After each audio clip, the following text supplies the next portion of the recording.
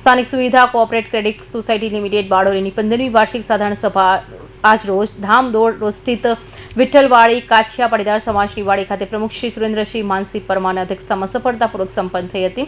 સવારે 10 કલાકે શરૂ થયેલી આ બેઠકમાં સંસ્થાના વર્ષ 2025-26ના વાર્ષિક અહેવાલ અને હિસાબો અંગે વિસ્તૃત ચર્ચા વિચારણા કરવામાં આવી હતી। સભાને સંબોધતા સંસ્થાના પ્રમુખ શ્રી સુરેન્દ્રસિંહ પરમારે સભાસદોને સોસાયટીની આર્થિક પ્રગતિ અને ભવિષ્યની યોજનાઓ વિશે માર્ગદર્શન પૂરું પાડ્યું હતું। તેમણે જણાવ્યું હતું કે સોસાયટી શરૂ થઈ ત્યારથી લઈને આજ દિન સુધી સભાસદોના હિત અને સહાયતા માટે વિવિધ કલ્યાણકારી યોજનાઓ અમલમાં મૂકવામાં આવી છે। સંસ્થા પ્રત્યેના વિશ્વાસને પરિણામે આજે સોસાયટી સભાસદોની સંખ્યા વધીને 7300થી પણ વધુ થવા જઈ રહી છે। તેમણે વધુમાં જાહેરાત કરતા જણાવ્યું હતું કે સંસ્થા દ્વારા સભાસદો માટે અકસ્માત વીમાની સુવિધા આપવામાં આવે છે। તેમજ ધિરાણ લેનાર સભાસદના કુદરતી મૃત્યુના કિસ્સામાં 2.5 લાખ સુધીનો વીમો પૂરો પાડવામાં આવે છે।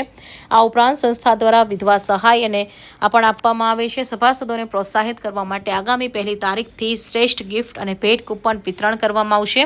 સાથે ચાલુ વર્ષ માટે સભાસદોને 12% ડિવિડન્ડ આપવાની પણ મહત્વપૂર્ણ જાહેરાત કરવામાં આવી છે।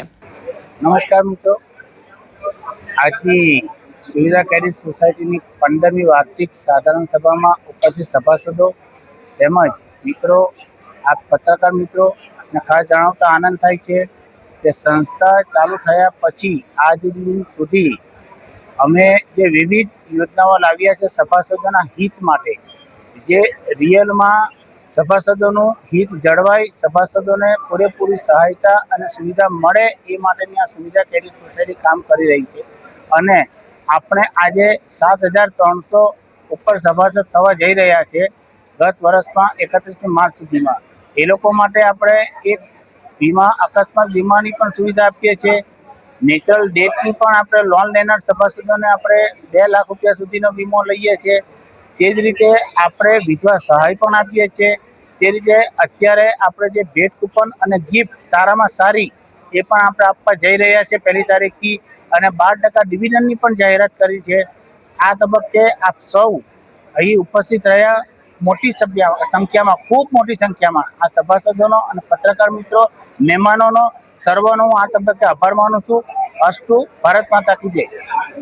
આ સાધારણ સભામાં વિવિધ સહકારી મંડળીઓ તેમજ સંસ્થાના પ્રમુખો, હોદ્દેદારો અને સહકારી ક્ષેત્રના અગ્રણીઓ આગેવાનો ખાસ ઉપસ્થિત રહ્યા હતા। આ પ્રસંગે સોસાયટીના ઉપપ્રમુખ શ્રી પ્રકાશભાઈ કાંતિલાલ પટેલ, મંત્રી શ્રી ધર્મેશકુમાર ધનસુખભાઈ પટેલ, રાજેશ કાયસ્થા, સંચાલક મંડળના સભ્યો, મોટી સંખ્યામાં સભાસદો તેમજ પત્રકારો મિત્રો ઉપસ્થિત રહ્યા હતા। સભાના અંતે તમામ ઉપસ્થિતિઓનો આભાર વ્યક્ત કરવામાં આવ્યો હતો।